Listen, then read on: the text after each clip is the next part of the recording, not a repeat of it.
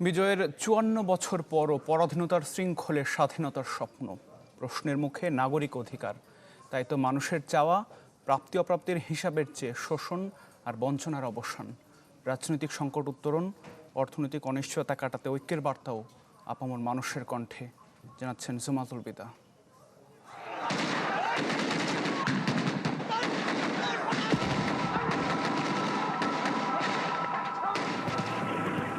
জলপাই রঙের ট্যাঙ্কের দানবীয় চিৎকার,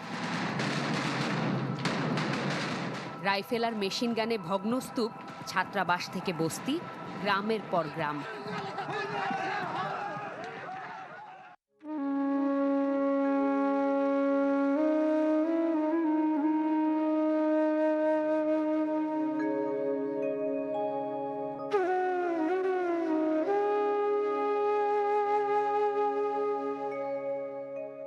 তবু তেজি তরুণের সাথে আবাল বৃদ্ধ বনিতা সাহসের তন্ত্রে মন্ত্র জপেছিল বিজয়ের। নতুন নিশান উড়িয়ে দামামা বাজিয়ে দিক বিদিক এই ভূখণ্ড হয়ে ওঠে প্রতীক্ষার বাংলাদেশ।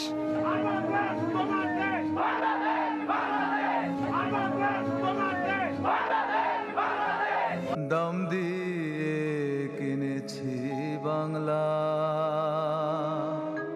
যদিও ৫৪ পেরিয়ে বিজয়ের পতাকাটি কেবল উঠছে, আর গণতন্ত্র কাগজে কলমে। নাগরিক অধিকার খুঁজতে তাই আজও অবরুদ্ধ হয় রাজপথ। তাই যেন এই শহরের নেই শিরোনামে নেই শূন্যের বিশেষণ। রাষ্ট্র কাঠামো আমাদের নাগরিক অধিকার নেই। আমরা যখন আমাদের অধিকারগুলো পাবো, নিতে পারবো, ওই দিন থেকে আমরা সুস্থ এবং সবল নাগরিক হতে পারবো।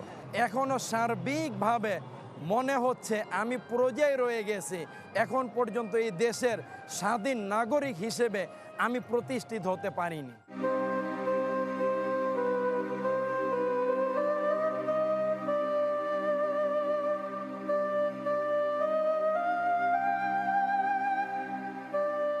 যাপিত জীবনের দীর্ঘশ্বাস নিয়ে বেঁচে থাকা মানুষের বক্তব্য, আজও পরাধীনতার শৃঙ্খলে স্বাধীনতার স্বপ্ন।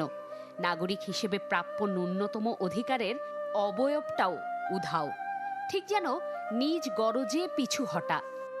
কয়জন আমরা দেশের স্বার্থটা দেখি? সবাই তো আমরা নিজের ব্যক্তি স্বার্থটাই দেখি। আমি যাতে খোলা মনে যে কারো বিরুদ্ধে কথা বলতে পারি, অন্যায়ের বিরুদ্ধে কথা বলতে পারি, এই ক্ষেত্রে সবাইকে একত্রিত হয়ে সোচ্চার হতে হবে।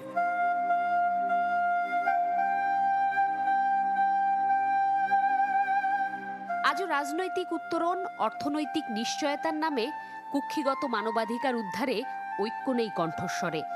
লড়াই চলমান শোষণ বঞ্চনার অবসানের। তারপর হতাশার সবটা নিয়ে সম্ভাবনার দুয়ারে কড়া নাড়তে ভোলে না প্রজন্ম। বলে ওঠে, সেরে উঠুক প্রিয় বাংলাদেশ। জুমাতুল বিদা, চ্যানেল 24, ঢাকা।